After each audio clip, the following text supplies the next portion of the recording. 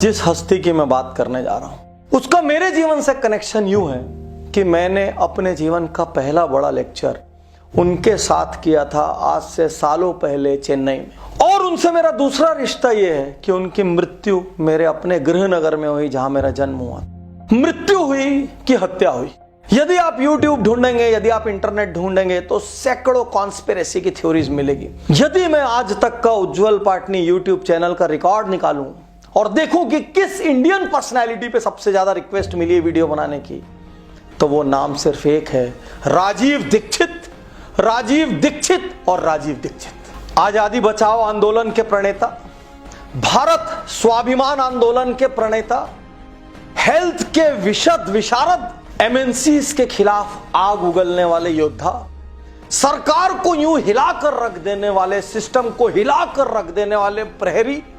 हमारे देश में ये जो राजनीतिक पार्टियां हैं ना, ये पार्टियां नहीं है, डाकुओं के गिरोह हैं ये। पॉलिटिक्स की गहरी समझ, वो भी इंटरनेशनल पॉलिटिक्स की गहरी समझ रखने वाले विशेषज्ञ। एक साल में 27 करोड़ खर्च करे राष्ट्रपति, और यहाँ एक आदमी को एक दिन में खर्च करने को 20 रुपए ना मिले, राष्ट्रपति को एक दिन में खर्च करने को 7.5 लाख रुपए मिले। ये कौन सा देश चला रहे हैं हम? किस उपमा से नवाजे हम राजीव दीक्षित को? क्योंकि जितनी भी उपमाएं होंगी इस व्यक्ति के लिए कम हो जाएगी। इस व्यक्ति के जीवन पर आगे बात करें उसके पहले एक क्षण के लिए इनका एजुकेशन जानना जरूरी है। यूपी में नोआ नाम के विलेज में इनका जन्म हुआ। उसके बाद इन्होंने फिरोजाबाद में अपना पूरा स्कूली एजुकेशन अपने पिता के गाइडेंस में किया। फिर ये इलाहाबाद चले गए। इलाहाबाद में इंडियन इंस्टीट्यूट ऑफ टेक्नोलॉजी से इन्होंने बीटेक किया। उसके बाद इन्होंने IIT कानपुर से एमटेक किया। उसके बाद इन्होंने फ्रांस से PhD किया। PhD। प्रश्न यह है, इतना एजुकेशन करने के बाद आदमी को एक बड़ा साइंटिस्ट बनके शानदार लाखों डॉलर की सैलरी लेके दुनिया के किसी बड़े इंस्टीट्यूशन में वक्त बिताना चाहिए, रोज शाम को कॉकटेल पार्टीज करनी चाहिए, बड़ी महंगी लग्जरी गाड़ियों में घूमना चाहिए, आलीशान बंगले बनाना चाहिए और प्लेनों में बिजनेस क्लास में घूमना चाहिए, हाई फाई लाइफ होनी चाहिए। लेकिन ये तो योगी थे, मॉडर्न योगी, और ये अपना एक कुर्ता, नीचे एक जीन्स या पायजामा और साइड में एक झोला निकल के एक मॉडर्न महात्मा की तरह निकल पड़ते। और निकल क्या पड़ते, जिस जगह ये खड़े होते उस जगह ओपन हॉल या ऑडिटोरियम बन जाता और बड़े बड़े लोगों की तुलना में ज्यादा भीड़ इनके लिए जुड़ जाती। ये जब ग्लोबलाइजेशन, लिबरलाइजेशन, वैट, WTO जैसी चीजों की बात करते तो ऐसा लगता कि वर्ल्ड का कोई बड़ा इकोनॉमिस्ट बोल रहा हो। और मजे की बात ये, इनसे अक्सर बहस करने का साहस कोई नहीं करता था। और इतने सिंपल, हम्बल, एकदम हम्बल व्यक्ति, एकदम नियमित जीवन शैली, कभी बीमार नहीं पड़ना, कभी कुछ टेढ़ा मेढ़ा नहीं खाना, कहीं रुतबा नहीं दिखाना, कहीं VIP स्टेटस नहीं मांगना। तो साथियों, प्रश्न ये उठता है कि राजीव दीक्षित ने ऐसा क्या किया कि उनकी मृत्यु के बाद इतनी कॉन्स्पिरेसी थ्योरीज आई। राजीव दीक्षित ने मल्टीनेशनल्स को हिला दिया, इंडिया से ऐसा हिला दिया कि उनको समझ ही नहीं आया कि क्या करें। साइंटिस्ट सुनीता नारायण के साथ मिलके जाने कितनी ऐसी चीज प्रूव कर दी जिसका जवाब देना इनके लिए मुश्किल हो गया।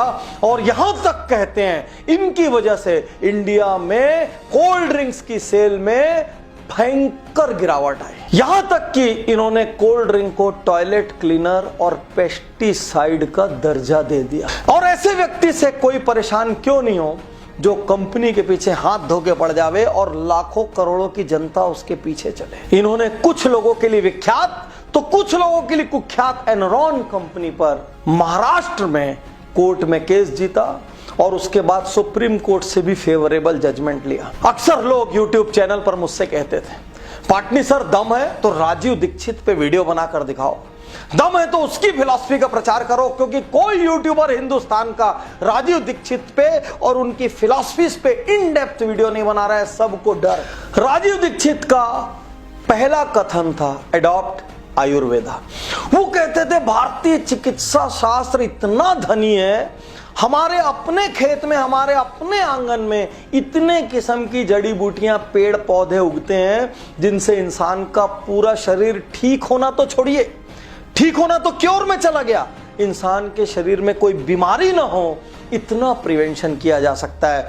और उसी सिद्धांत की बदौलत 20 साल तक राजीव दीक्षित को एक दिन बुखार भी नहीं हुआ। वो कहते थे एलोपैथिक कंपनीज अपने फायदे के लिए बीमारियों का भी निर्माण कर रही है, उनका भय पैदा कर रही है, उसके बाद वो आपको इलाज बेच रही है, और जो इलाज चंद पैसों में होना चाहिए उसको वो बहुत महंगे में बेच रही है, और जो इलाज वो बेच रही है उस इलाज से फिर नई बीमारियां पैदा हो जाती है, और फिर अगली बीमारी का भी इलाज वही बेचते हैं। उनका मानना था हर एलोपैथी दवा जो किसी बीमारी को दबाती है वो 10 बीमारी को और जन्म देती है। उनका कहना था पूरी एलोपैथी क्योर पर आधारित है, पूरा भारतीय चिकित्सा विज्ञान प्रिवेंशन पर आधारित है। यदि हम भारतीय चिकित्सा विज्ञान पे चलते रहेंगे तो एलोपैथी 1 रुपया की दवा हिंदुस्तान में नहीं बिकेगी, और दुनिया की सबसे बड़ी आबादी में से एक देश को एलोपैथिक कंपनियां खोना नहीं चाहती। उन्होंने सारा जीवन का अडॉप्ट आयुर्वेदा। निरोग रहिए, स्वस्थ रहिए, और मजे की बात वो सारा देश घूम घूम के दवाइयां देते थे। जहां उनके भाषण होते थे बाहर भी दवाइयों का एक स्टॉल लगा रहता था, जहां पर कभी कभी लागत से भी कम मूल्य पे और कभी कभी तो फ्री में दवाइयां मिलती थी। राजीव दीक्षित का दूसरा सबसे बड़ा नारा जिससे सारी दुनिया हिल गई, यूज स्वदेशी। स्वदेशी आंदोलन, भारत बचाओ आंदोलन, स्वाभिमान आंदोलन, ये जितने आंदोलन थे ये एक चीज पे फोकस करते थे, इंडियन खाओ, इंडियन पहनो। ये मानते थे इंडिया में हर गांव एक देश है, हर शहर एक राष्ट्र है, हर घर अपने आप में एक देश है, क्योंकि इंडिया का घर ऐसा घर होता है जहां पर एक महिला चरखे पे सूत काट के अपना कपड़ा बुन सकती, जहां पर उसी के खेत में फसल बो के उस फसल को वो साल भर खा सकता है, जहां पर वो 4 गाय पालता है और 4 गाय के दूध, दही, घी, पनीर से वो अपने आप को हेल्दी रख सकता है। उनका कहना था वेस्टर्न लोग कभी इंडिया का मुकाबला कर ही नहीं सकते, क्योंकि वो अलग अलग चीजों के लिए अलग अलग पे आधारित है। वो अपनी मिट्टी का लेप कर सकता है पूरी बॉडी में, और मिट्टी का लेप करके आज फॉरेन कंट्रीज में मड बाथ के नाम पे जो सैकड़ों डॉलर में ट्रीटमेंट दिया जाता है वो हमारा इंडियन मड बाथ अपने खेत की मिट्टी से ले सकता है। हमारा इंडियन सुबह 5 बजे उठकर अपने खेत में, अपनी बैलगाड़ी में, अपने बैल को जोत के अपने खेत में हल चला सकता है, और शाम तक वो इतना थक जाएगा कि उसको किसी स्लीपिंग टैबलेट की जरूरत नहीं पड़ेगी। इसीलिए इंडियन हिस्ट्री में पहले डिप्रेशन, अनिद्रा, ये सब बीमारियां देखी नहीं गई। उनका कहना था कि धीरे धीरे करके वेस्टर्न इकोनॉमी इंडियन इकोनॉमीज को वेस्टर्नाइज करने का कुचक्र रच रही है, ताकि इंडियन सेल्फ सस्टेनेबिलिटी का जो मॉडल है इस सिद्धांत से बाहर निकल के वो हम पर आश्रित हो जाए। इस कुचक्र के खिलाफ राजीव दीक्षित ने आंदोलन छेड़ा। राजीव दीक्षित ने कहा use science wisely, don't follow western culture blindly. Rajiv Dixit के अनुसार साइंस लोकल रिक्वायरमेंट से जन्म लेता है।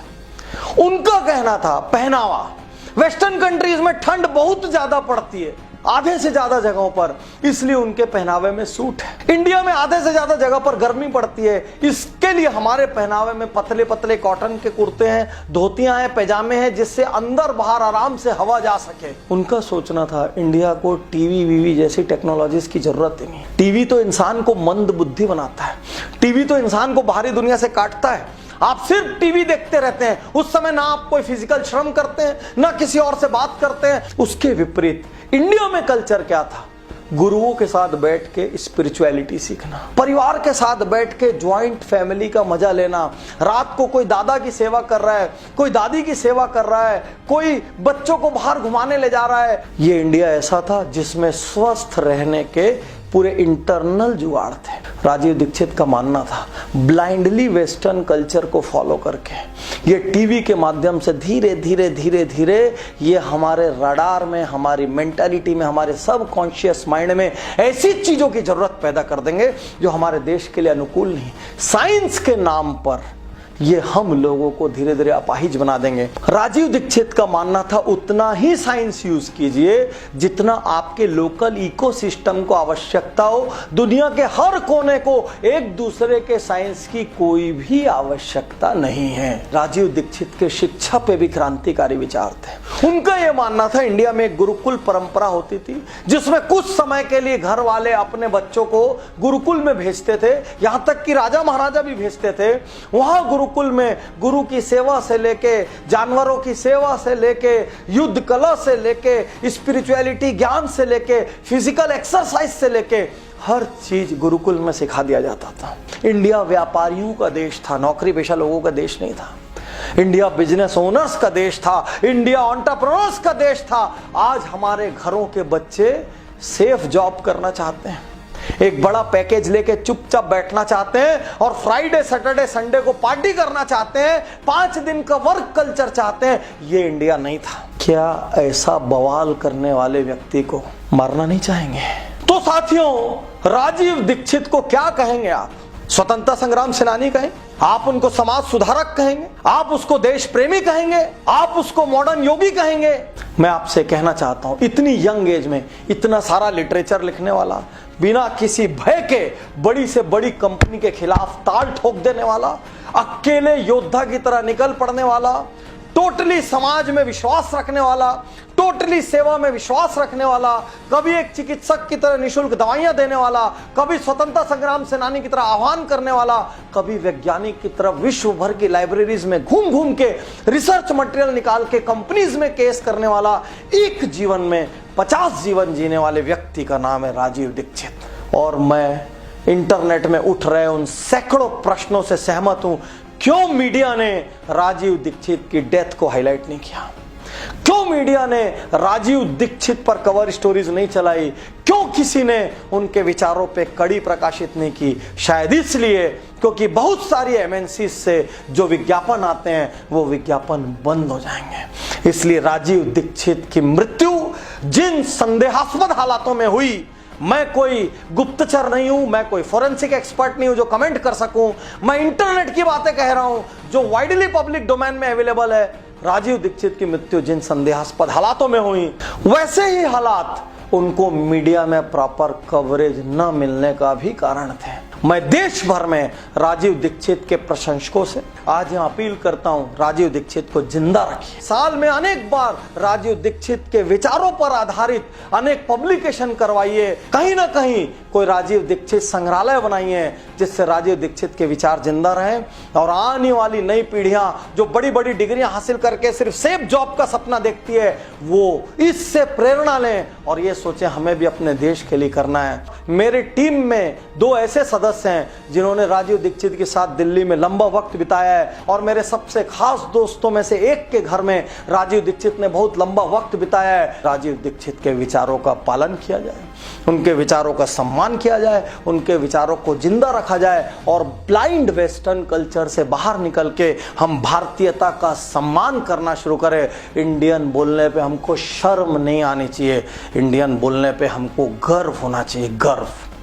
शुक्रिया, धन्यवाद।